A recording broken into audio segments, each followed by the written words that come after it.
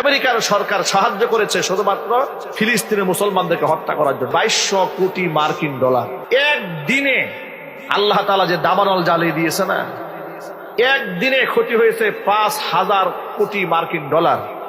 এটা তো শেষ হয়েছে। আজকের তথ্য পেলাম যে আজকের এই পর্যন্ত প্রায় 200 বিলিয়ন মার্কিন ডলারের চাইতে বেশি ক্ষতি হয়ে গেছে বলে।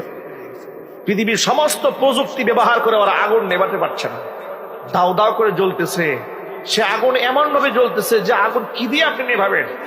কত প্রকারের তারা গ্যাস, বিভিন্ন প্রকারের কালারিং আপনার গ্যাসগুলো ব্যবহার করতেছে এটাকে নির্বাপন করার জন্য, কন্ট্রোলে আনার জন্য পারতেছে না। একদিকে আগুন জ্বলে, পাশে সমুদ্র, কিন্তু আগুন জ্বলার সাথে সাথে এমন বাতাস ছুটছে যে বাতাস আগুনের টুকরাগুলোকে এক বাড়ি থেকে নিয়ে আরেক বাড়িতে ঢুকাই দিচ্ছে, এক বাড়ি থেকে আরেক বাড়িতে ঢুকাই দিচ্ছে। এই যেন মনে হচ্ছে আবাবিল দিয়ে যেমন আল্লাহ রাব্বুল আলামিন কাবাগর ধ্বংসকারীদেরকে টুকরা টুকরা করে দিয়েছিলেন, এক একটা আগুনের